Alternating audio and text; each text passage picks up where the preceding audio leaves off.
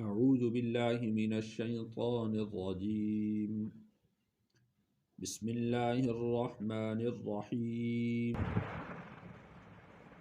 یا ایہا الذین آمنوا، اے ایمان والو، اذا جب نکحتم المؤمنات تم نکاح کرو ایمان والی عورتوں کے ساتھ، ثم پھر طلقتموہن تم ان کو طلاق دے دو، من قبل اس سے پہلے، ان تمسوہن کہ تم نے ان کو چھوا ہو، فما لکم علیہن تو تمہارے لیے ان پر نہیں ہے، من عدت کوئی عدت، تعتدونہا جو تم پوری کرواؤ ان سے، فمتعوہن پھر تم کچھ نفع دو ان کو، وسرحوہن اور تم رخصت کرو ان کو، سراحا جمیلا اچھے طریقے سے رخصت کرنا۔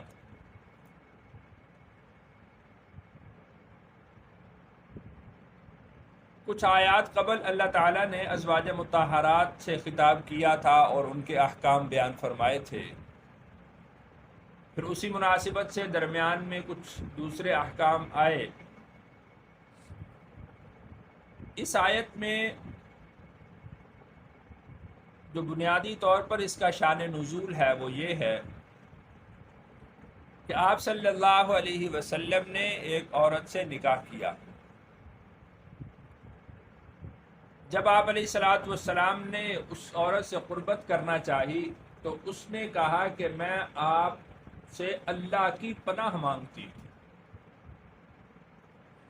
تو آپ علیہ الصلوۃ والسلام نے ارشاد فرمایا کہ تو نے بہت بڑے کی پناہ مانگی ہے، لہٰذا میں تجھے پناہ دیتا ہوں۔ اور پھر آپ علیہ الصلوۃ والسلام نے ان کو طلاق دے دی اور ان کو ایک جوڑا اور کچھ پیسے دے کر رخصت کر دیا۔ تو واقعہ تو خاص تھا آپ صلی اللہ علیہ وسلم کے ساتھ۔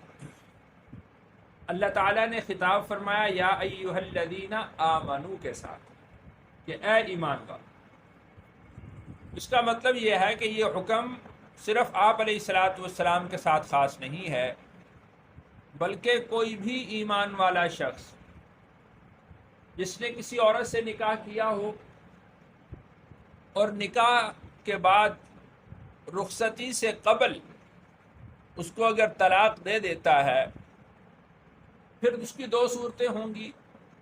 ایک تو صورت یہ ہوگی کہ نکاح کے وقت میں مہر متعین کیا ہوگا یا نہیں۔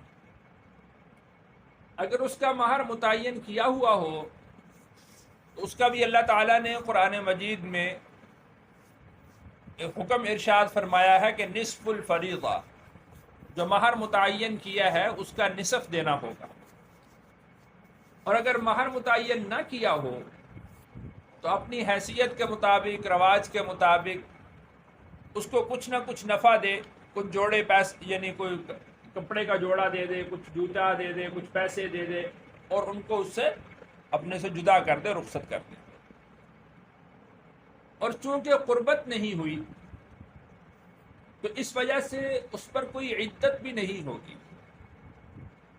عدت کا جو بنیادی طور پر حکم ہے، اس کی جو حکمت بیان کی جاتی ہے وہ یہ ہے، اللہ تعالیٰ نے اس کو قرآن مجید میں بیان بھی فرمایا ہے، تاکہ اللہ تعالیٰ نے اگر اس عورت کے رحم میں کوئی اولاد رکھی ہے تو وہ اولاد ظاہر ہو جائے کہ یہ کس کی اولاد ہے، تاکہ نسب خراب نہ ہو۔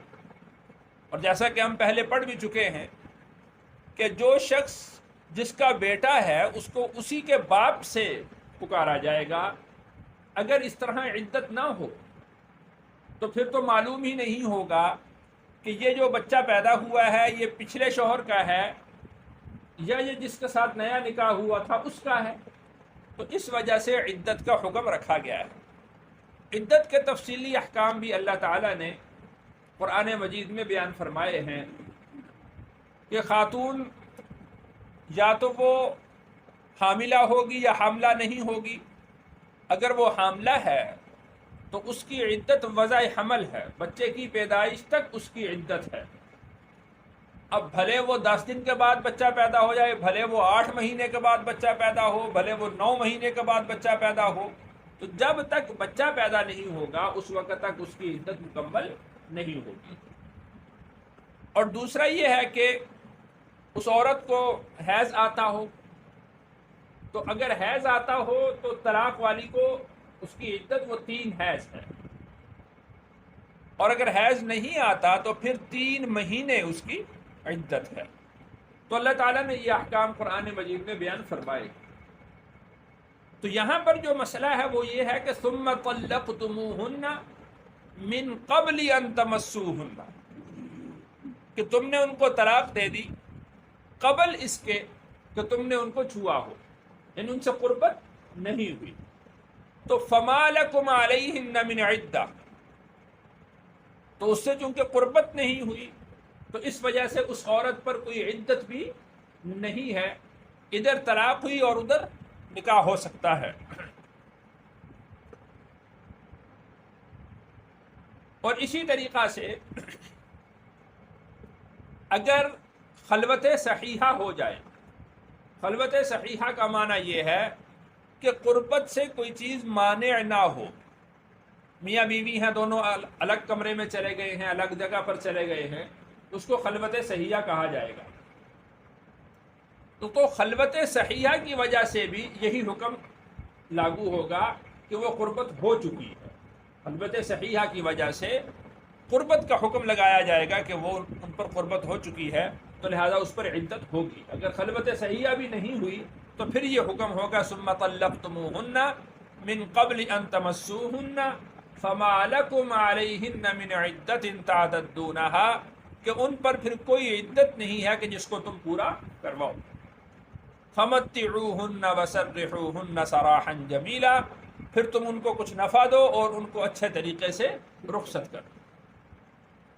یہاں پر جو بات ارشاد فرمائی گئی ہے کہ وسرحوہن سراحا جمیلا، کہ تم ان کو اچھے طریقے سے رخصت کر دو، اس میں یہ بات بھی داخل ہے کہ بالفرض اگر تم نے کسی خاتون کو طلاق دی ہے تو اس کے بعد اس کی عیب جوئی نہ کرو، اس کا عیب بیان نہ کرو کسی کے ساتھ کہ وہ فلاں تھی اس وجہ سے میں نے اس کو طلاق دی، اس کا معاملہ یوں تھا اس وجہ سے میں نے اس کو طلاق دی. اس لیے کہ وسرحوہن سراحا جمیلا کے یہ خلاف ہے، اس کو اچھے طریقے سے رخصت کرنے کے یہ خلاف ہے. تم تو اس کا عیب بیان کر رہے ہو، جبکہ اللہ تعالیٰ نے اس کو تو اچھے طریقے سے رخصت کرنے کا حکم دیا ہے، تو یہ اچھے طریقے سے رخصت کرنا نہیں ہے.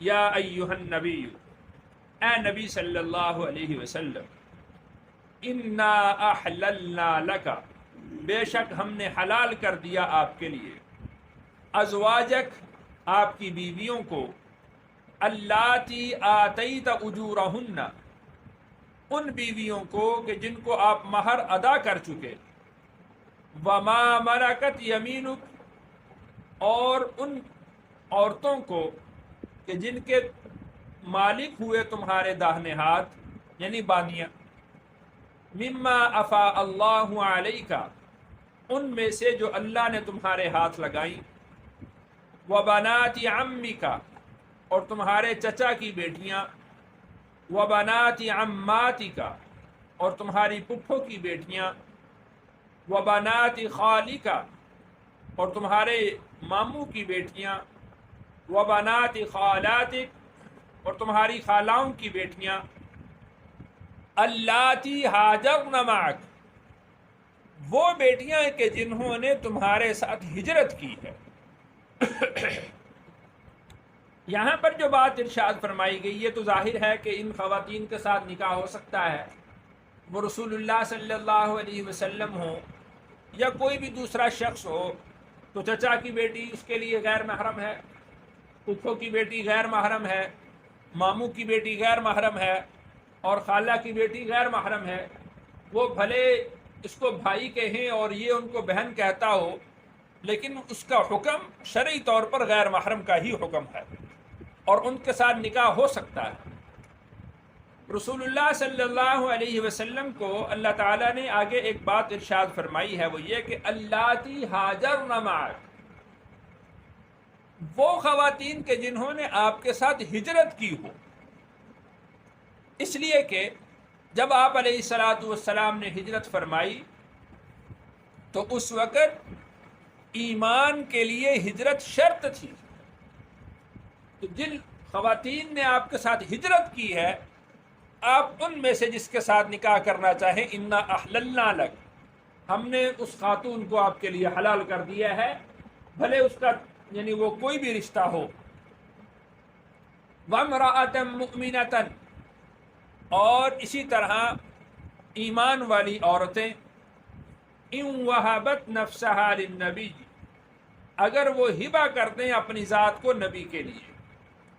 ہبہ کرنے کا مطلب یہ ہے کہ جس طرح کہ پچھلی آیت میں آیت کے شروع کے حصے میں ارشاد فرمایا کہ اللاتی آتیت اجورہن، جن کو آپ مہر ادا کر چکے ہیں، تو کسی بھی مومنہ عورت کا خود کو نبی کے لیے ہبہ کرنے کا مطلب یہ ہے کہ وہ بغیر مہر کے وہ آپ کے نکاح میں آنا چاہے۔ تو وامرأۃ مؤمنۃ، عام مردوں کے لیے، عام ایمان والوں کے لیے یہ حکم نہیں ہے۔ مہر کا مقرر کرنا واجب ہے، ایمان والوں کے لیے مہر کا مقرر کرنا واجب ہے، ضروری ہے، یہ خاص حکم تھا۔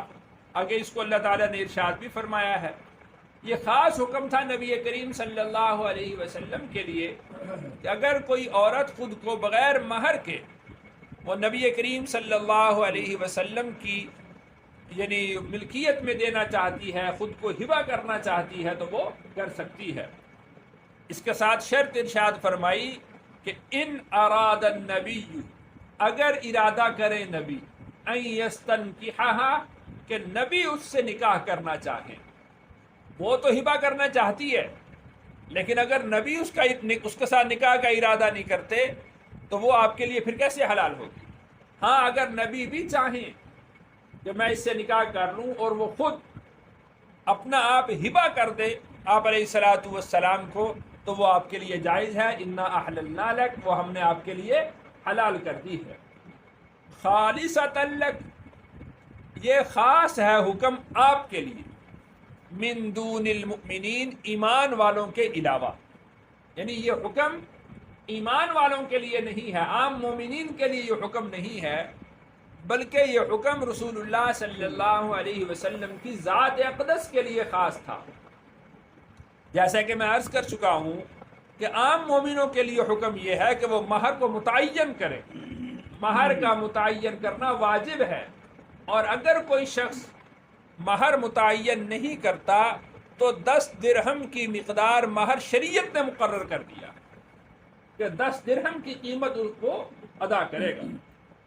ہمارے ہاں اب تو رواج کچھ تبدیل ہوا ہے، پہلے 32 روپے کا، 32.25 روپے کا وہ معیار چل رہا تھا، تو یہ کوئی معیار نہیں ہے، وہ شاید کسی پرانے زمانے میں 10 درہم کی مقدار 32 روپے مقرر ہو گئی ہوگی، تو وہی پھر سنے سنائی آگے چلتی آ رہی تھی، تو 32 روپے کوئی مہر نہیں، کم از کم مہر جو ہے وہ 10 درہم سے زیادہ ہونا چاہیے۔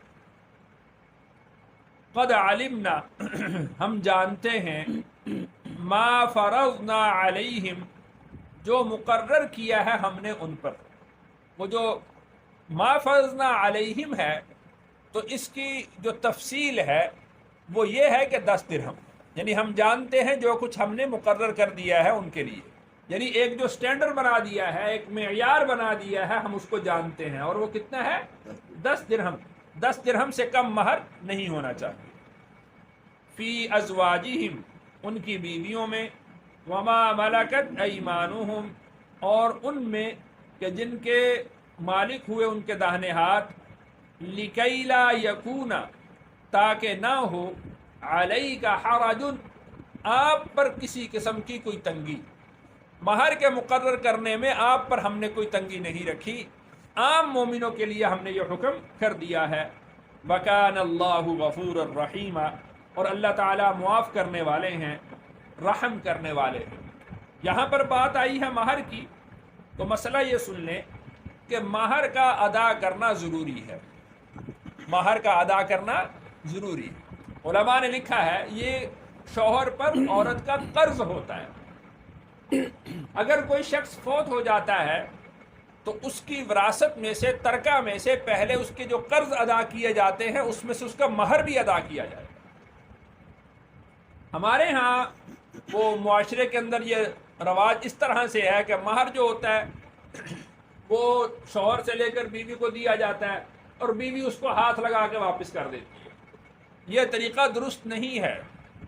یہ جو مہر ہے یہ عورت کی ملکیت ہے، یہ اس کا مال ہے، اور شریعت نے عورت کو اس کا حق دیا ہے کہ وہ اپنے مہر کو اپنے قبضہ میں لے سکتی ہے۔ تو لہذا اگر کسی نے مہر ادا نہیں کیا ہوا تو وہ اس شخص پر قرض رہے گا جب تک کہ اس مہر کو وہ ادا نہیں کر دیتا۔ اس مہر کو ادا کرنا چاہیے۔ اس کے بعد وہ خاتون اس مہر کے جو پیسے ہیں، وہ گھر کی کوئی چیز بنا لے، وہ شوہر کو ہی دے دے کہ میں فلاں ضرورت پوری کر دے، وہ کچھ بھی کر سکتی ہے۔ وہ یعنی اس کی مالک وہ عورت ہوگی، اور اس میں کسی قسم کا کوئی عیب نہیں ہے کہ اگر وہ عورت ان مہر کے پیسوں کو اپنے پاس رکھ لے۔ اس کو باعث عار سمجھا جاتا ہے کہ اگر عورت اپنے پاس مہر کے پیسے رکھ لے، اس میں کوئی باعث عار نہیں، اس لیے کہ اس شریعت نے اس کو حق دیا ہے کہ وہ اس کی مالک ہے، وہ پیسے اس خاتون کے ہیں، وہ اس عورت کے ہیں۔ ہمارے ہاں یوں کہا جاتا ہے جی مہر کے پیسے خاتون کو دے دیے جائے، خاتون پھر ہاتھ لگاتی ہیں اور واپس کر دیتی ہے کہ میں تو مہر واپس لوٹا رہی ہوں۔ یہ درست طریقہ نہیں ہے۔ اللہ تعالیٰ سے دعا ہے اللہ تعالیٰ مجھے اور آپ کو سمجھائے۔